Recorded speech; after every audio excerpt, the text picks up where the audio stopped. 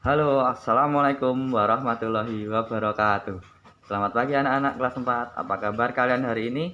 Alhamdulillah ya. Semoga kita semua tetap sehat, tetap semangat, dan tetap kuat untuk menjalani semua aktivitas tanpa kendala apapun.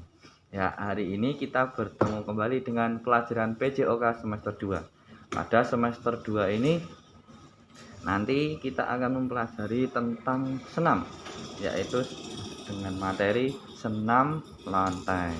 Senam lantai kalian sudah pernah ya, dari kelas 1, kelas 2, kelas 3, kelas 4 semuanya ada pelajaran senam.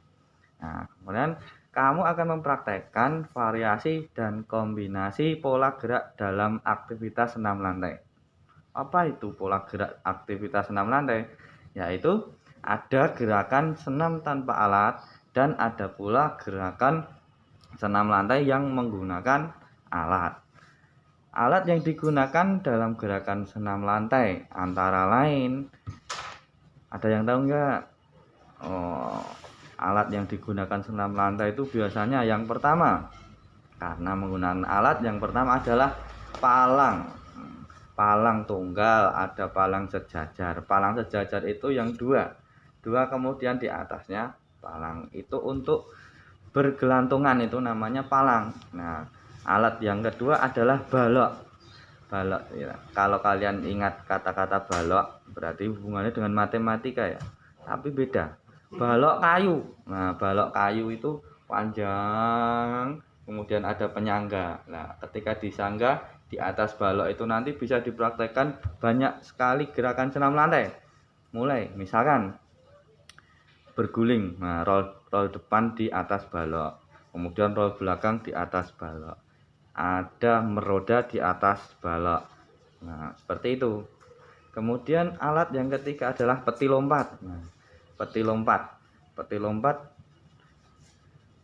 terbuat dari kayu. Nah, peti lompat kemudian di atasnya dikasih tataan, dikasih busa. Nah, itu nanti untuk gerakan semacam melenting, kemudian ada gerakan handspring, neck spring. Nah, seperti itu. Dalam melakukan gerakan senam lantai, kamu harus memperhatikan faktor keselamatan dan keamanan. Lalu lakukan juga pemanasan sebelum olahraga, sebelum melakukan senam lantai. Lakukan tarik otot yang sebanyak-banyaknya. Lakukan kelenturan mulai dari leher, kepala, kemudian bahu, tangan, sampai pergelangan kaki. Nah, itu semuanya harus dipanasi dulu, nanti biar mudah dalam melakukan aktivitas senam lantai. Sekarang kita lanjutkan ke perkenalan dulu ya. Perkenalan senam lantai. Untuk prakteknya sepertinya kalian sudah pernah, dan kita akan mempraktekkan mulai minggu depan. Nah, sekarang berbagai pola gerak dalam aktivitas senam lantai. Pola geraknya apa saja untuk kelas 4 pada semester 2 ini? Yaitu variasi dan kombinasi gerak senam lantai tanpa alat. Nah, sekarang yang tanpa alat itu contohnya apa ya toh? Nah, contohnya yang pertama, sikap lilin. Nah, sikap lilin itu senam lantai. Kamu tidur terlentang, kemudian kaki diluruskan ke atas, pinggulnya disangga dengan tangan. Yang kedua, jangkit berantai.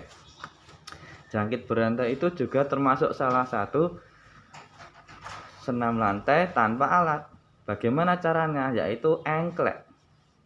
Namanya engklek jangkit. Jangkit itu lompat jangkit. Nah, jangkit itu engklek, kemudian kaki yang ditekuk itu dipegangin dengan teman di belakangnya.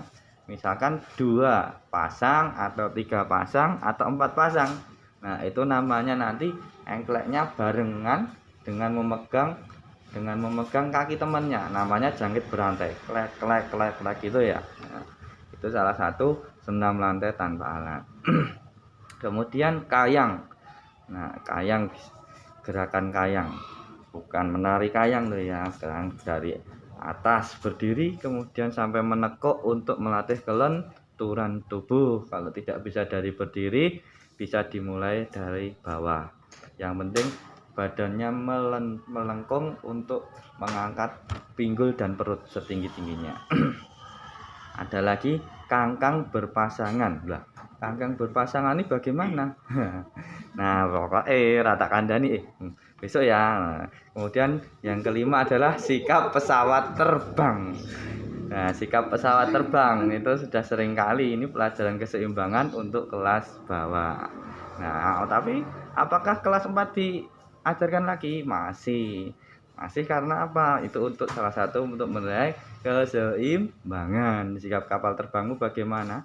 Apakah Mas semakin naik kelasnya atau semakin tinggi kelasnya akan semakin bagus atau malah semakin keseimbangannya goyah? Wah, karena kalian sudah terpengaruh apa ya?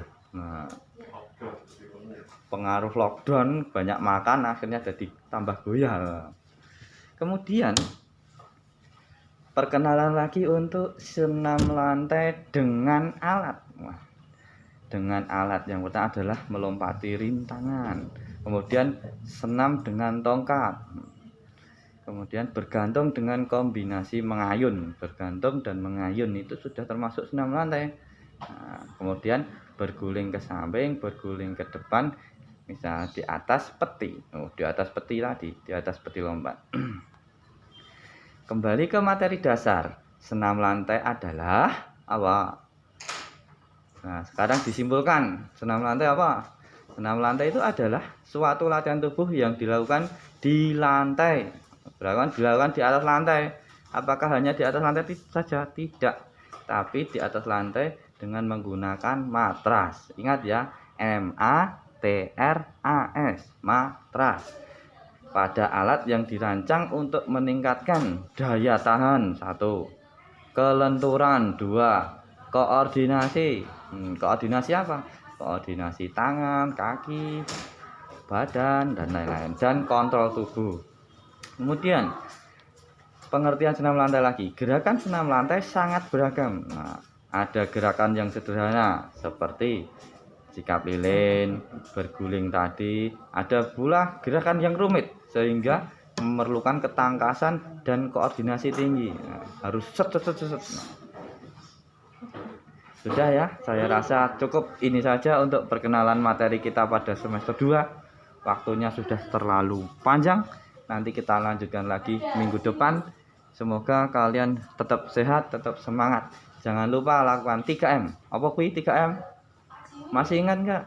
Nah, yang pertama mencuci tangan, yang kedua memakai masker, dan yang ketiga apa?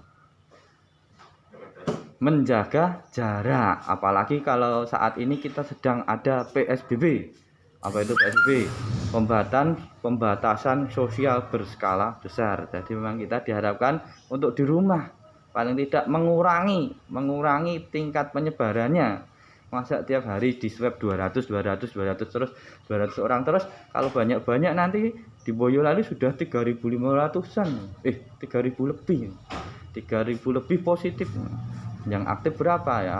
Alhamdulillah yang masih sembuh, tapi yang bisa sembuh. Tapi kalau ada yang kurang baik, nah nanti kan kita juga akan tahu resikonya ya. Corona tidak menyerang, tidak memilih-milih untuk menyerang orang tua, apalagi anak atau remaja, tapi kita harus menjaga-jaga semuanya. Tetap ketat dengan protokol kesehatan. Semoga pandemi ini segera berlalu. Terima kasih, kita akhiri untuk pelajaran pertama semester 2 pagi hari ini. Assalamualaikum warahmatullahi wabarakatuh. Goodbye. See you.